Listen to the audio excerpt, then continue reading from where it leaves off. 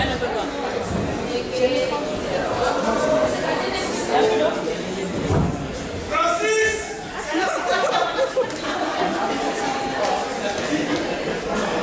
Oh, ça c'est quoi hein? Comment tu me mets la crème au visage? Avec ça va.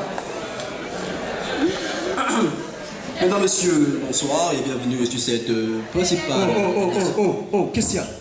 Tu commences à parler, la caméra n'est même pas encore branchée. Oh. Ah, ok, d'accord. D'abord, toi, c'est qui? Moi, je suis le nouveau, là, c'est notre premier... Mais comment ça? Simongo, il est où?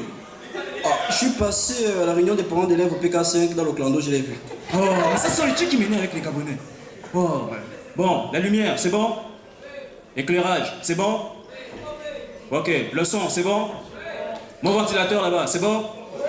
Ok, d'accord. Bon, à 3, tu commences à parler, ok? Attends. Quand tu dis 3 là, c'est qu'à 3 je parle ou bien tu vas dire un petit partez ou... À 3, c'est 3. Faut pas énerver les gens. Oh, ok, ça va. Ça va, c'est l'émotion, c'est l'émotion. Bon, allez, lancez le générique. Comment ça, le générique est en panne? On a déjà fait ça à la bouche, La la la, balala, la balala la, balala, la balala.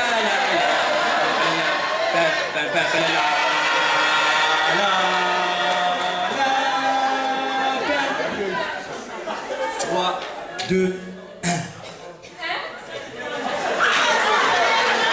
3, 2, 1.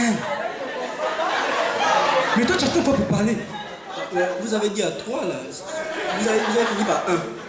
Mais, qui coupe, créer un problème technique. Moi, je t'ai dit, t'es faux, ouais, quand vous appelez en Russie, là, moi, je suis pas dedans. On te dit, toi, tu parles. Attends, toi, on est en train de couper indirect, là. Oh.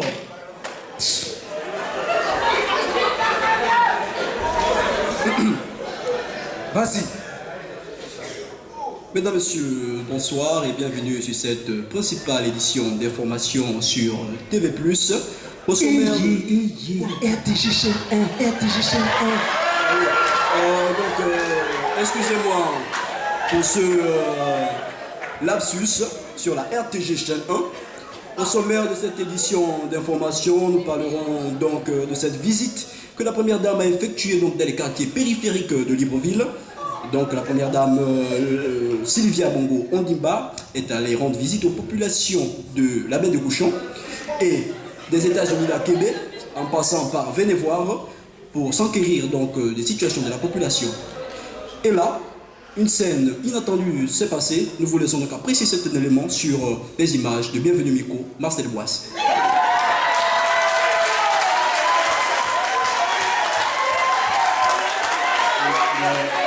Les images de Bienvenue Micro, Marcel Boisse.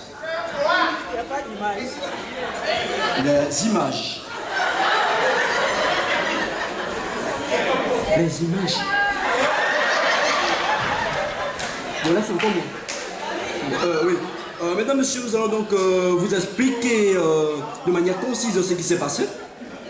La première dame est donc allée toucher du doigt les réalités que vivent les populations dans les quartiers de la baie des Cochons, des États-Unis d'Akébé en passant par Vénévoir. Et là, une scène inattendue, impromptue, s'est donc passée pendant qu'elle était à la baie des Cochons en voulant arpenter un caniveau. Son pied est donc tombé dans la boue, oui, jusqu'à la cheville. Et là, c'était un scandale, un insolite international. Et c'est là qu'une vieille dame est sortie de sa maison et lui a dit « Mais madame, vous ce n'est qu'aujourd'hui, nous le vivons tous les jours. »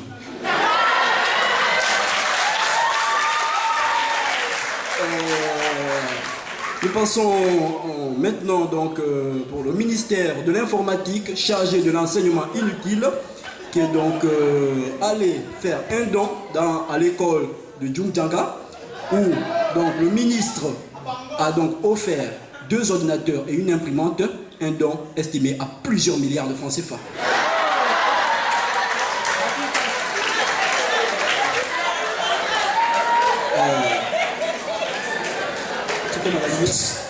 Oh, mais qu'est-ce qui se passe?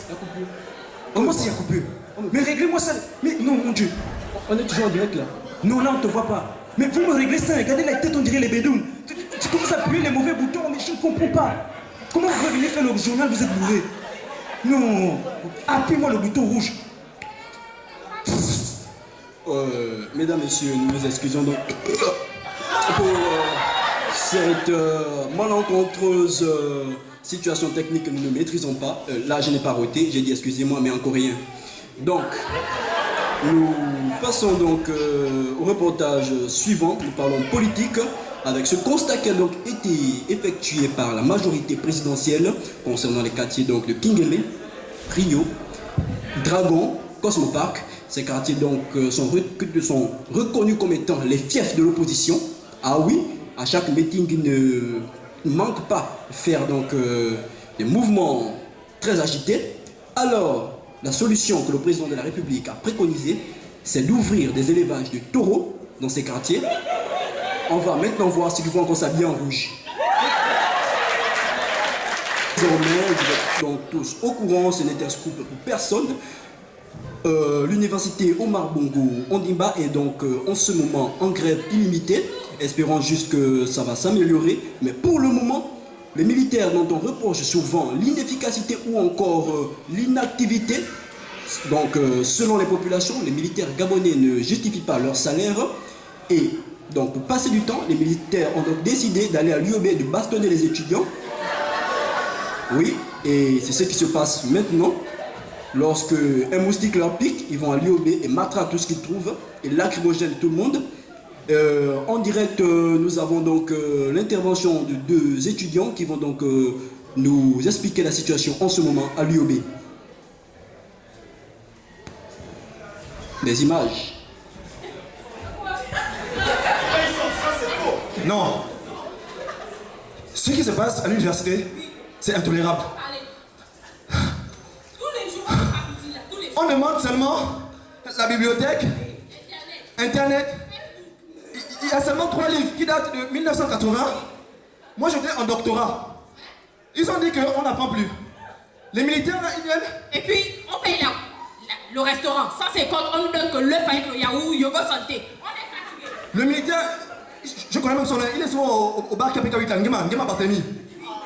Il vient. Les braqueurs qui sont à Kingele, là, au lieu d'aller. Il vient nous taper. Regardez. On a mal au bras, on est fatigué. On en a marre. Monsieur Ali, nous, tout ce qu'on veut, s'il vous plaît, c'est les infrastructures, la bourse, pour nourrir nos enfants, quand même. On est à la cité avec nos enfants. Oui, quand même. Et on met les livres. Moi, j'ai mes amis qui sont au Maroc là-bas. On parler. Non, attends d'abord. Mais comment? Non.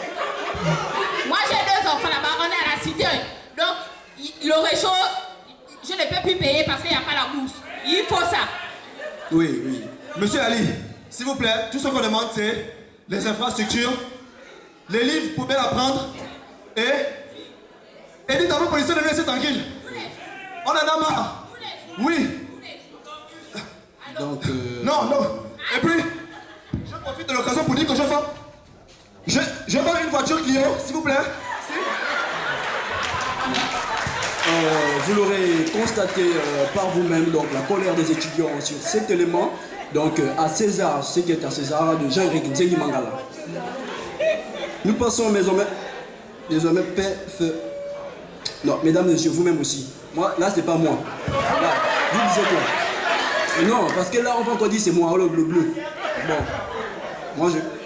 Bref, mais en tout cas, j'imagine que c'est fait divers. Bref, fait divers, donc avec ce phénomène de crimes rituels qui prend de l'ampleur dans notre société. Donc un phénomène qui a été relayé par la presse nationale et internationale. Sur ce plateau, nous avons donc le parent d'une victime de ces actes barbares, atroces, sanguinolents. Et nous allons donc le revoir ici. C'est M. Magang Mabou Djouizi qui va venir donc nous expliquer ce qui s'est passé. Donc monsieur, prenez place. Bonsoir. Ouais, bonsoir monsieur. Donc pouvez-vous nous expliquer un peu ce dont il est question pour votre cas? Oui, effectivement. J'étais à Dragon là-bas, je prenais mon Musungu. Et un bon matin, on vient, un ami à moi, pendant que je prenais mon Musungu à 6 h du matin avant d'aller au travail, bien sûr, Et là, il arrive, je sais pas, il me dit qu'on a trouvé un corps dans le quartier là-bas. Je me suis précipité comme une antilope là. Je suis allé rapidement. Et là, quand j'arrive, je vois le corps là. Et comment l'avez-vous reconnu, monsieur? En fait, mon enfant, je suis que c'était mon enfant parce que il avait une cicatrice juste ici là. Un jour, je l'avais bastonné, donc la cicatrice est restée. Et là, je l'ai reconnu grâce à ça. Et qu'est-ce que vous ressentez en tant que père lorsque vous... Ce que je ressens en tant que père. Oui. Mon enfant était pourri. Il était complètement pourri. Je suis très en colère en ce moment et je ne sais pas quoi dire. Oui. Et quel message envoyez-vous donc à l'endroit des pouvoirs, oui, des autorisations, des autorités compétentes? Ce que je vais lancer, si dans 3 jours, on n'a pas trouvé celui qui a fait ça à mon enfant, d'abord, je vais prendre les choses en main, moi-même personnellement, parce que les sorciers qui ont fait ça. Qu'entendez-vous par là, monsieur? Premièrement, je vais tuer les enfants de mon quartier, un à un. Monsieur, après, je vais tuer les enfants du quartier voisin, un à un. Non, monsieur, calmez-vous. Après, je vais tuer les enfants du maire, un à un. Non, attendez, monsieur. Et même vos enfants, je vais les tuer, un à un. Non, monsieur, calmez-vous. Vous devez trouver celui qui a fait ça. Sécurité. Je vous ai dit que vous devez trouver celui qui a fait ça. Non, monsieur. Je vous ai dit, hein.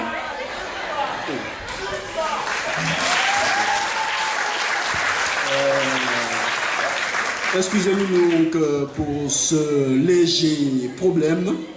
Bref, nous passons désormais aux nouvelles de l'étranger avec cette annonce qui bouleverse donc la communauté nationale et internationale. Ah oui, vous avez bien entendu, tout le monde est aux abois. Donc, lors de la dernière passation de service entre Nicolas Sarkozy et François Hollande, les journalistes nationaux et internationaux ont donc pu se rendre compte que Nicolas Sarkozy dépassait son successeur de 2 cm. Donc, mesdames et messieurs, c'est une nouvelle qui, lorsqu'elle est tombée dans les oreilles du monde, a fait bruit. Parce que, imaginez-vous, Nicolas Sarkozy qui était déjà taquiné à cause de sa taille, que va devenir François Hollande? La France part-elle d'un président nain à un président microscopique? Je vous laisse la question. À l'annonce de cette nouvelle, donc, le président américain, donc, puisque la nouvelle est arrivée à la Maison-Blanche, a dit, je cite, « It is a great scandal, even for a pays as la France. » Big shit, fermez les guillemets. La culture gabonaise en l'honneur au Maroc. Les étudiants et les Gabonais vivant ou seulement étudiants au Maroc ont donc décidé de mettre en valeur la culture gabonaise, cette culture qui est riche, donc en organisant donc une journée culturelle spécialement dédiée à la culture gabonaise. Et en direct, nous avons donc notre correspondant depuis le Maroc, Carnot Atomomengue. Nous vous écoutons. Alors, qu'est-ce qui se passe en ce moment? Bonsoir, effectivement, je suis du côté de Casablanca, dans la grande salle du théâtre Abdel Mahad. Effectivement, ici l'ambiance est très chaude, tout le monde est vraiment dans le groove. Ça faisait longtemps que j'avais vu des Gabonais dans un tel engouement, après la CAN, effectivement. Je peux vous assurer que la soirée de fête a commencé. Vous pouvez entendre le bruit de la foule. Vous entendez le bruit de la foule, je vous dis qu'il est vraiment chaud et que nous sommes tous bourrés à mort. Et la soirée ne fait que commencer, hein, parce qu'il paraît qu'on ira du côté du Mao, chez le grand Goyo Casta. Ça va vraiment chauffer. On applaudit. Je vous remets l'antenne. Merci donc Carnot Atomomengue pour cette nouvelle donc, du Maroc concernant la journée culturelle de notre pays.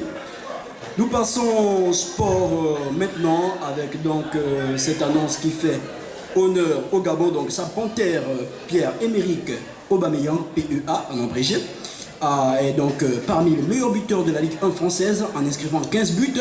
La Panthère donc se place parmi les meilleurs buteurs de cette compétition très importante dans ce pays. Ce bâtard, alors que nous lui avons des... Pardon. Ce joueur qui a manqué donc de nous envoyer en demi-finale, il n'est pas marqué dans les pays des autres. Bref, c'est peut-être un CPT, qui sait. Nous allons donc clore ce journal.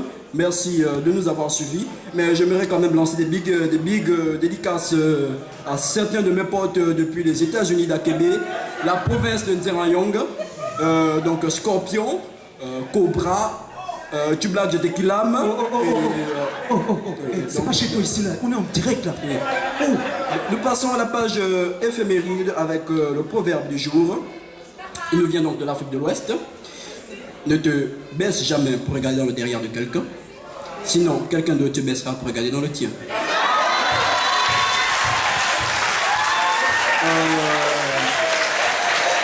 La citation du jour, elle est donc de Alexandre Dumas. Il est dit que dans un groupe de 4 amis, il y a forcément un idiot. Si en ce moment vous réfléchissez que dans vos amis il n'y a pas d'idiot, ne cherchez pas plus loin.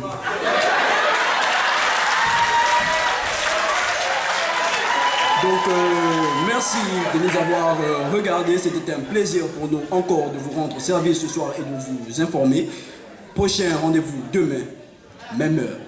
Merci. À demain, 20h.